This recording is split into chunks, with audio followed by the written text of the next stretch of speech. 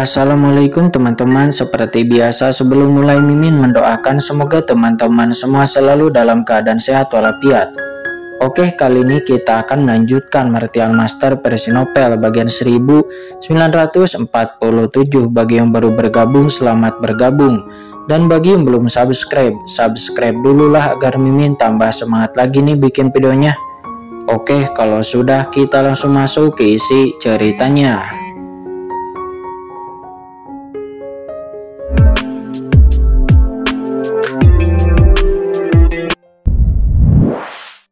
Setelah ditekan Gunung Hunyue, Kaisar Yan mengaktifkan teknik mata gelap Yin dan Yang.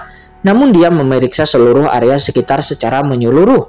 Akan tetapi anehnya dia masih belum menemukan petunjuk sedikit pun. Seketika ekspresi Kaisar Yan dari Istana 10 tiba-tiba berubah dan dia menjadi sangat jelek.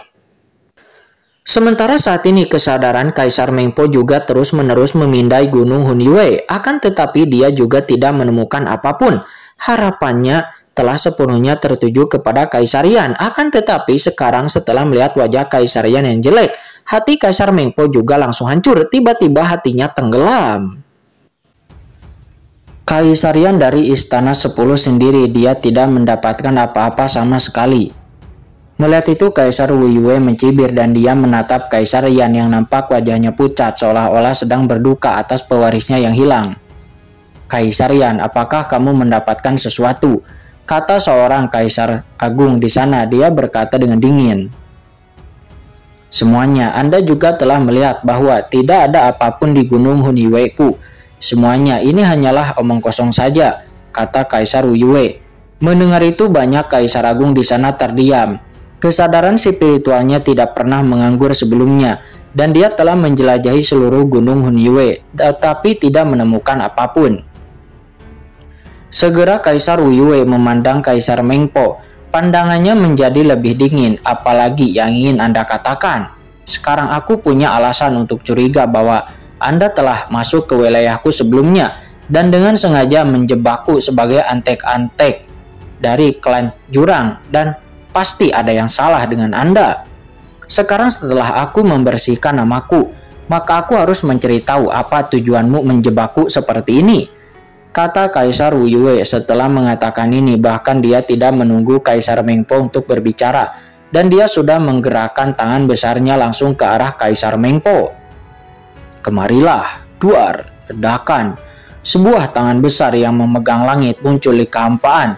Dalam aura pegunungan yang tak berujung itu bergemuruh ke bawah dan dengan kuat meraih lalu menyelimuti Kaisar Agung Mengpo.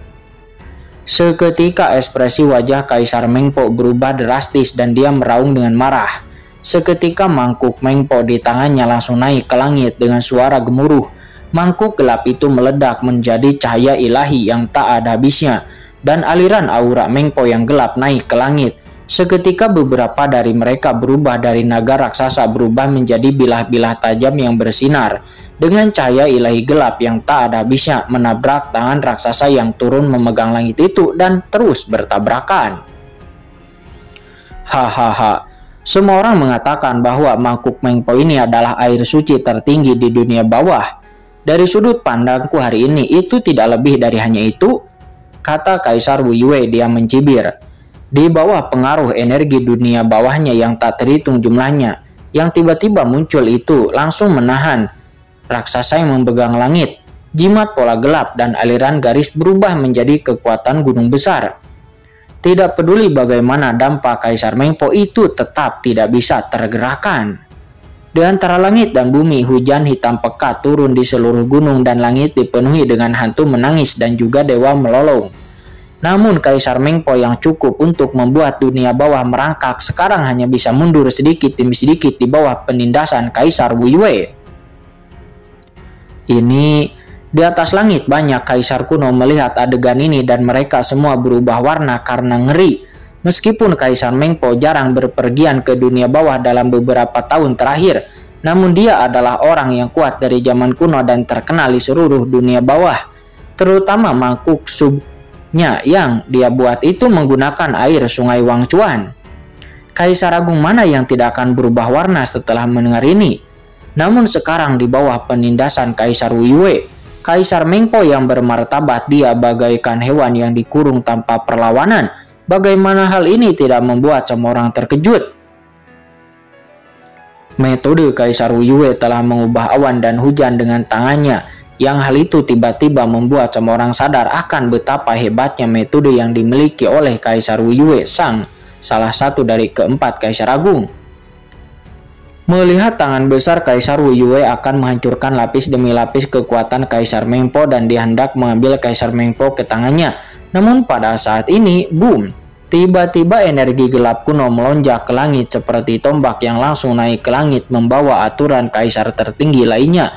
Dan tiba-tiba itu bertahan, nampak menahan tangan besar dari Kaisar Wu Yue. Itu adalah Kaisar Yan lah yang akhirnya mengambil tindakan dan menghentikan serangan Kaisar Wu Yue. "Kaisar Yan, apa maksudmu?" kata Kaisar Wu Yue. Dia menundukkan kepalanya dan menatap dingin ke arah Kaisar Yan. Matanya sangat dingin dan sudut mulutnya nampak sinis. "Kenapa? Apakah kamu ingin melindunginya?" "Kaisar Mengpo ini telah memfitnahku sebelumnya. Aku telah berjanji untuk membiarkan Anda menyelidiki Gunung Hun Yue. Dan sekarang Gunung Hun Yue ku telah terbukti bersih. Aku sekarang punya alasan untuk meragukan Kaisar Mengpo yang memiliki niat jahat dan ingin memancing pertengkaran antara kamu dan aku. Dia bahkan ingin menjatuhkan reputasiku di depan semua orang dan membuatku dibenci oleh semua orang. Hari ini aku harus memberi orang ini pelajaran," kata Kaisar Wu Yue. Dia mendengus dingin dan mengangkat tangannya. Lalu kemudian meledakkan aura gunung yang menakutkan lagi dan tiba-tiba naik ke langit. Di seluruh wilayah Gunung Hun Yue itu melonjak ke dalam kehampaan dalam jarak miliaran mil. Dan aura yang tebal dan menakutkan menekan masuk membuat semua orang kuat Kaisar Agung yang hadir mengubah ekspresi mereka. Penindasan Dao. Kaisar dunia bawah 5 gunung suci benar-benar meletakkan pondasi Dao di wilayahnya sendiri. Dan siapapun yang bertarung di sini akan ditekan oleh Dao 5 gunung suci miliknya. Boom! Kaisar Mengpo mencoba yang terbaik untuk mendesak mangkuk reinkarnasi di tangannya. Akan tetapi wajahnya menjadi pucat dan kekuatan Kaisar Agung di tubuhnya. Dia tidak bisa bertahan lebih lama lagi dan akhirnya Kaisar Mengpo hanya bisa memandang Kaisar Yan dengan putus asa.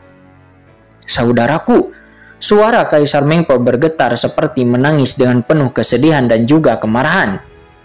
Kaisar Yan juga dipenuhi dengan kemarahan yang luar biasa.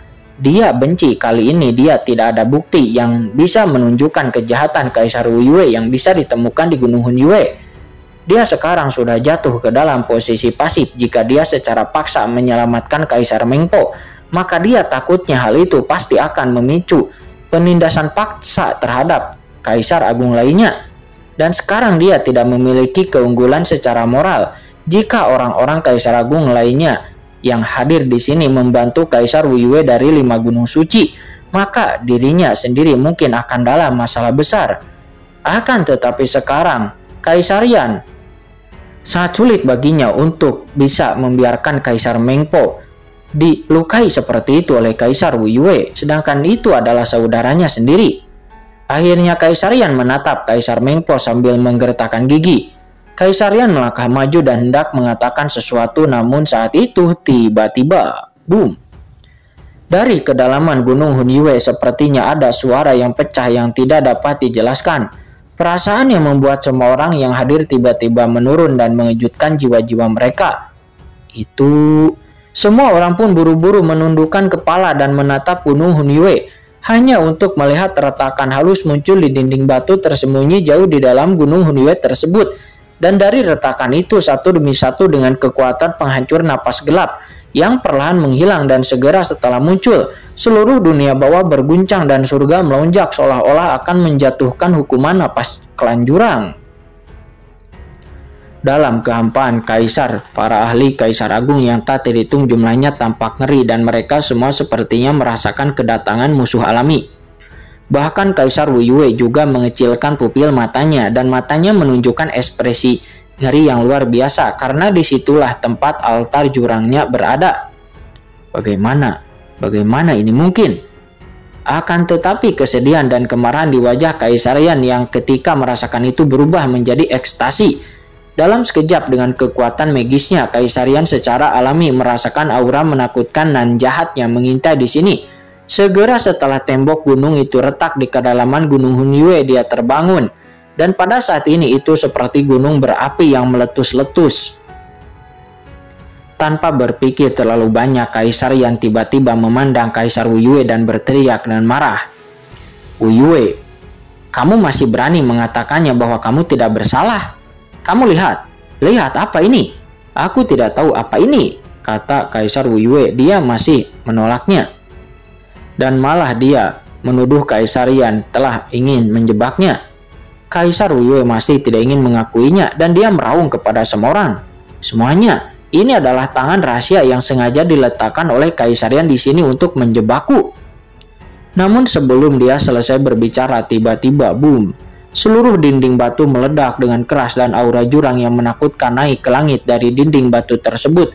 Dan saat berikutnya aliran kemarahan yang tak ada habisnya dan aura permusuhan tiba-tiba menyapu dunia bawah 5 gunung suci. "Kamu sangat berani karena kamu telah bekerja sama dengan silsilah Ling Due Ku. Tapi mengapa kamu masih berkolusi dengan silsilah jurang hitam? Apakah kamu tidak takut bahwa Master Destroyer akan marah?" Kata sosok klan jurang itu. Warna langit dan bumi pun berubah. Awan hitam tak berujung bergulung. Dan gunung-gunung di bawah meledak, menampakkan lubang luar angkasa yang sangat besar. Sosok orang klan jurang itu membumbung ke langit dari lubang luar angkasa menuju kedalaman Gunung Hunyue, mengunci aura Kaisar Wuyue dalam sekejap. Kaisar Wuyue mengeluarkan aura tak berujung, kekuatan jurang yang bergulir menyapu seperti akhir dunia, menyebabkan dunia di sekitar dunia bawah langsung jatuh ke dalam kegelapan yang tak berujung. Melihat itu di atas, semua para ahli Kaisar Agung kuno dunia bawah melihatnya tercengang, dan tiba-tiba melihat ke arah Kaisar Wuyue satu persatu. Mata mereka menyusut dengan ekspresi ketakutan dan juga kemarahan. Aku, Kaisar Wuyue, juga tertegun dan dia memandang anggota klan jurang itu. "Ada apa dengan orang ini?" Hahaha, Kaisar Wuyue, apalagi yang ingin kamu katakan?" kata Kaisar Yan. Dia menengadah ke langit dan tertawa. Dia dipenuhi dengan kemarahan dan juga keganasan yang tak ada habisnya. Energi dunia bawah yang menakutkan langsung naik dari tubuhnya ke langit dan menyapu ke segala arah. Langit dan bumi berubah warna. Pada saat ini di mana Gunung Huangquan berada, Xin berpindah ke Gunung Huangquan saat ini. Di bawah bimbingan leluhur 1000 tulang, Kaisar Yanpo dan yang lainnya terus menyatu dengan sungai Huangquan dan mereka memahami kekuatan aturannya. Sementara di dunia kacau, semua orang nampak diam dan menunggu dengan tenang. Hanya Kaisar Yoming yang nampak cemas dan tidak dapat diprediksi. Akan tetapi tiba-tiba Qin Chen mengangkat kepalanya dan menyipitkan matanya lalu menatap ke arah wilayah 5 gunung suci di luar langit yang tak berujung. Tampaknya Qin Chen merasa ada kekuatan di tubuhnya yang bergerak sedikit. Orang klan jurang itu telah keluar, kata Qin Chen, matanya menyusut. Sekarang sudah waktunya untuk melakukannya, kata Qin Chen. Setelah merasakan perubahan tertentu di wilayah Kaisar Wuyue, Qin Chen tanpa ragu-ragu dia segera berteriak dengan marah membuka dunia kacau. Dan pada saat yang sama Qin Chen tiba-tiba membuka dunia kacau dan boom. Saat Qin Chen muncul di dunia luar, niat membunuh yang mengerikan menyapu dan berubah menjadi lautan tak berujung langsung menutupi segala arah. Laut mati, keluar, kata Qin Chen. Pada saat yang sama Qin Chen berteriak dan sungai besar laut mati langsung menyapu dari tubuhnya keluar. Sungai laut mati yang panjang ini mengandung niat membunuh yang tak ada habisnya. Itu begitu agung hingga seperti sungai bintang yang tak berujung di langit yang mengalir dengan deras, memenuhi seluruh ruang dengan kecepatan yang mencengangkan, membentuk sebuah perisai melingkar besar yang menutupi seluruh area di mana sungai Huangquan berada. Itu terselubung di dalamnya. Semuanya diblokir oleh Qin Chen. Karena Qin Chen tahu betul bahwa jika dia ingin memenangkan tempat ini, maka Qin Chen harus memblokir sepenuhnya tempat ini terlebih dahulu. Karena bagaimanapun Kaisar Yanpo telah beroperasi di sini selama bertahun-tahun. Oleh karena itu, siapa yang tahu jika ada plot twist tersembunyi di sini? Hanya dengan memblokir tempat ini, Qin Chen akan bisa menangkap kura-kura di dalam guci untuk menghindari kejutan di dunia luar. Namun di saat Laut Mati Qinchen menyapu dengan keras, Qinchen merasa bahwa kekuatan Laut Mati miliknya sepertinya menemui beberapa kendala. Benang putih tipis muncul secara samar-samar di antara langit dan bumi. Dan benang putih ini muncul di seluruh dunia bawah pinggiran ruang Sungai Huangquan seperti mencegah perluasan dari Laut Mati. Apa? Mata Qinchen tiba-tiba menyipit.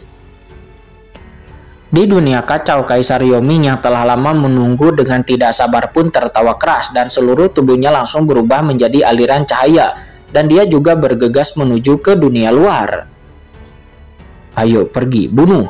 Kaisar Simei, Dewi Taiyin dan Kaisar Naga Penjara juga bergerak bersama dan buru-buru pindah untuk keluar ke dunia luar. Sementara di lain sisi mata Molly bersinar dan dia tetap tenang.